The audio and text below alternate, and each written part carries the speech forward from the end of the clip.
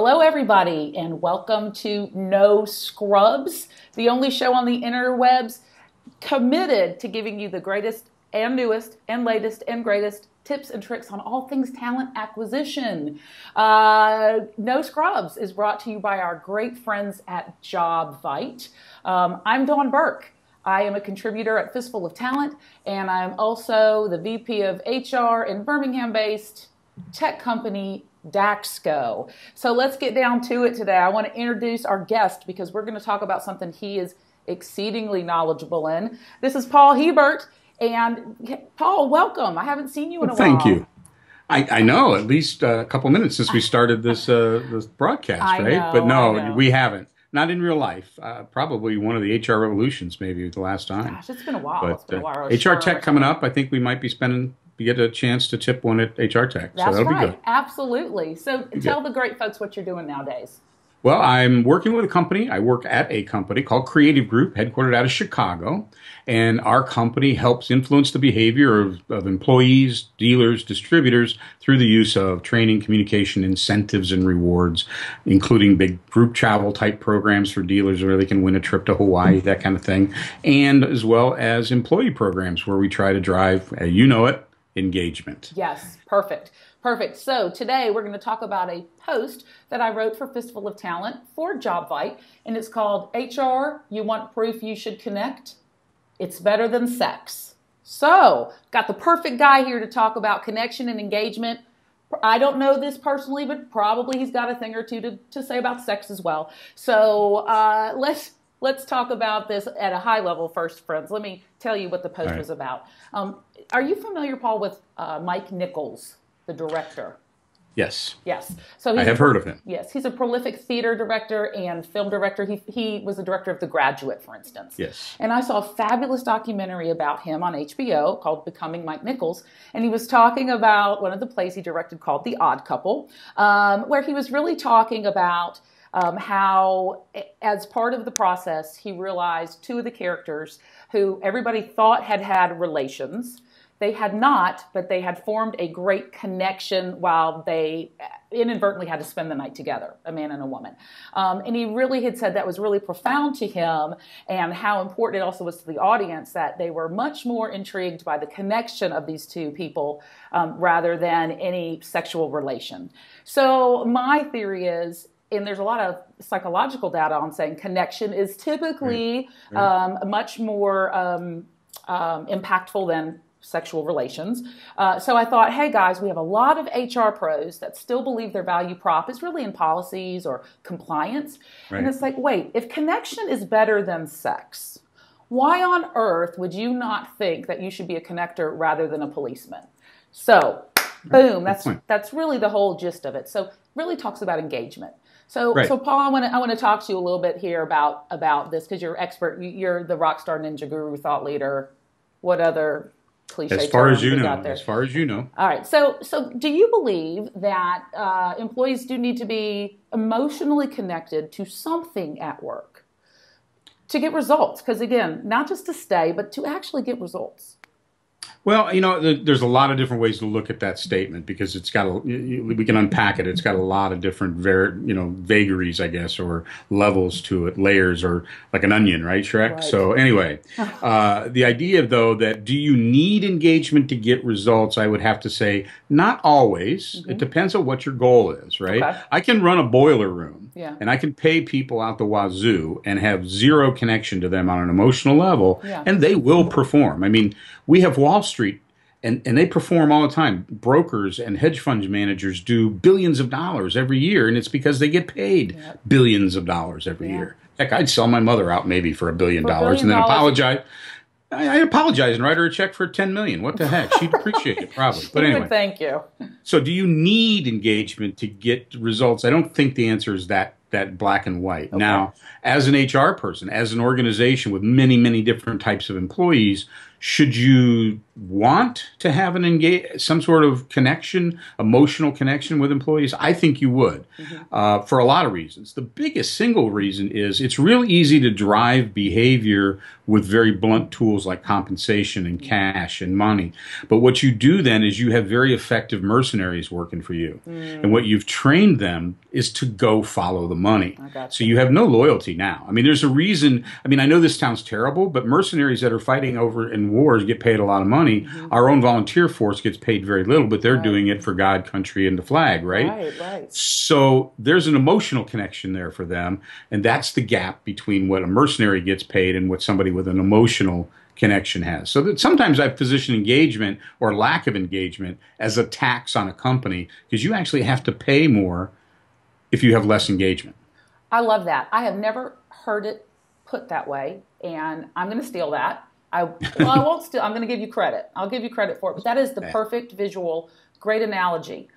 So I'd love to hear personal stories. So can you share with the audience any time you worked for an organization where you felt very disconnected from the work or your boss or the product or the process? Well, actually, there's I think, a rather hilarious story when you kind of think through it and you kind of set back and put your mind's eye to it. But I had worked for a company for approximately 10 years and had been, I wouldn't say a fair-haired boy, but I was promoted well above, I was promoted outside my coverage very quickly. I went from being just a hire to a senior level marketing person to a manager to a director, being moved to Minneapolis. I moved up the ladder quickly.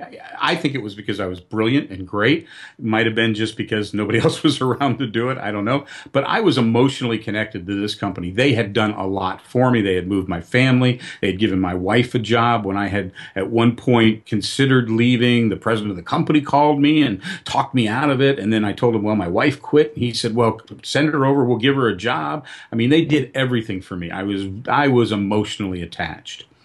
Yet when I was up in Minneapolis, I took a new job as a director in a business development area, and my immediate manager quit, and then the boss above him quit, and we were all on the 10th floor of this big two 10-floor towers.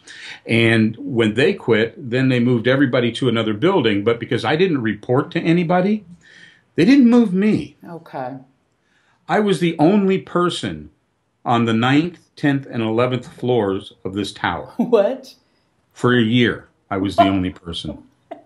Okay. For a year. I got a lot of questions here. So I was not disconnected from a person. I was disconnected from everything. Literally. I took a different office every day. Okay. Truthfully. Okay. You should. This is a movie, right? And then I ended up quitting, of course, right? Because I was disengaged just a little. Just a little bit. So, I mean, was this an oversight? Was this something that you said, hey, hold up, why am I 4 stories above everybody else? Yeah, well, mostly because I kept doing the job, which was supporting our sales organization, even though I didn't have a boss. And because nobody was complaining about me and I was doing a fairly good job, it just never showed up anywhere. Yeah. And don't ask me. When I did quit, I called the president and I said, I need about 10 minutes of your time. He goes, so is it really important? And I said, well, I'm thinking about quitting. He goes, maybe Friday? I'm like, really? You're going to schedule the day I quit with you when I tell you? So yeah, it was time. It was time. It was time. Well, I have a story that's not that entertaining, but I have a work example. Years ago, I worked part-time at a large book retailer, and one that everybody would know, and I think ostensibly a good organization. But when you work for a large book retailer, somebody's got to shelve the books. All right. So I'm somebody who has a lot of customer service experience. I am somebody who probably would have better served, been really a very easy fill for a cashier even, or somebody that helps people find books. But because they knew that I could do the job and would actually do the job, they made me the book shelver. Because most people would do that and not do it right. Me, it's my job, I'm getting paid. However, nobody asked me if I liked it. Nobody looked at anything that I'd done prior.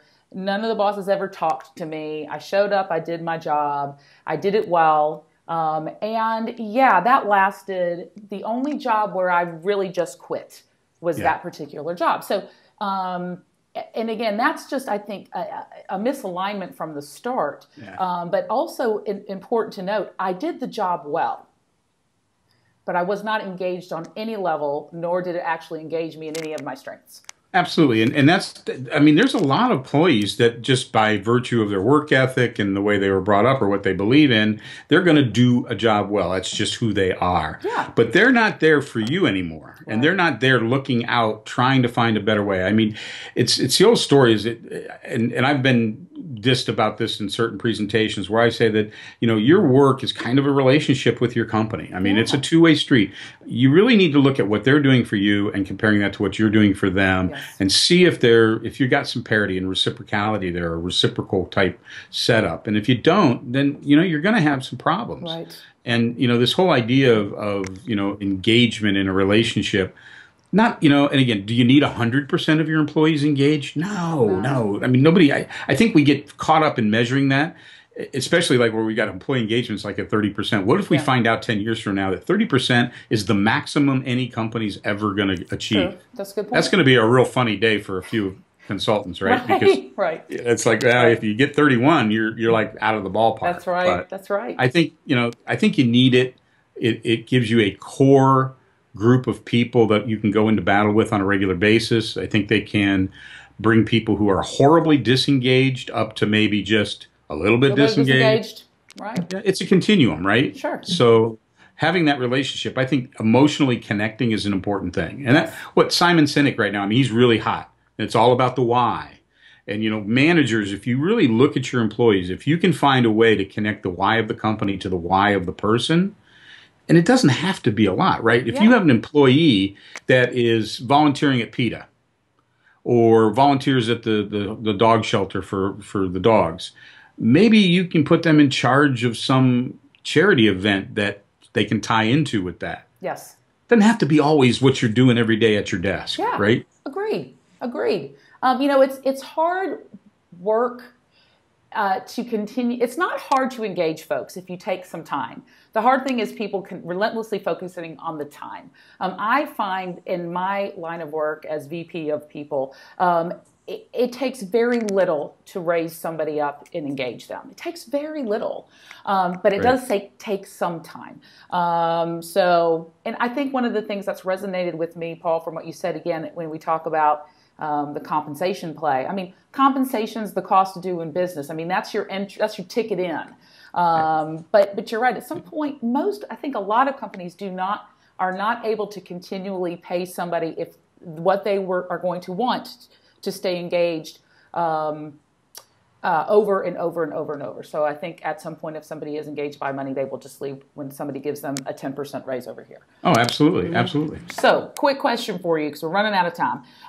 You've already given a few tips, but do you have any more just quick hits that HR pros or talent management specialists can do to quickly engage folks, or some tips to help them get into that mind frame? Yeah, I think you hit on one of them. It's one of the things I've counseled people on, especially in the engagement world, is don't look to processize engagement, because the engagement's not an efficiency play. It's not something that you can do more efficiently. Yes. Actually, engagement is an effectiveness play. I want to be effectively talking with you, not efficiently talking with you. So if you're trying to make engagement more efficient in your company, you're going to miss a lot of great conversations. Like you say, engagement's about taking time, and time is what everybody's trying to eliminate, right? Mm-hmm. You talk to anybody today, it's all about streamlining processes, making them more efficient, get rid of the waste so that it's faster and cheaper. But you know what? Talking to people can't get faster and cheaper. I mean, we get any faster and cheaper. I mean, we're texting now so quickly, and we're losing that connection. Yep. So my advice to managers is don't look at this as something that you want to be efficient at. Take the time to have the conversation. And like you said, they don't have to be 2 hours. No. They can be 5 minutes in the hallway. Yep. But they have to be authentic. They have to be real. They have to be interested and interesting. But yeah, take that few seconds to say hi. You're right. Absolutely. One of the biggest engagement plays is just knowing somebody's name. Huge. Mr. Herbert. Exactly. I couldn't resist. So, okay, I'm going to give you the final word. Do you think connection is better than sex? Is it Friday night and is it late? Let me just say that. All right. Fair enough. Fair enough. I'm with you, brother. I'm with you, brother. All right. Well, Paul, thank you so much for being here. You're always just so much fun to talk with. You are extremely insightful, and I know everybody's gotten some great tidbits from you. Not a problem. Love to help out. All right. Very good. Well, friends, this is No Scrubs, brought to you by the fabulous folks at JobVite and, of course, us at Fistful of Talent. Till next time, this is Dawn Burke. See you later. Peace.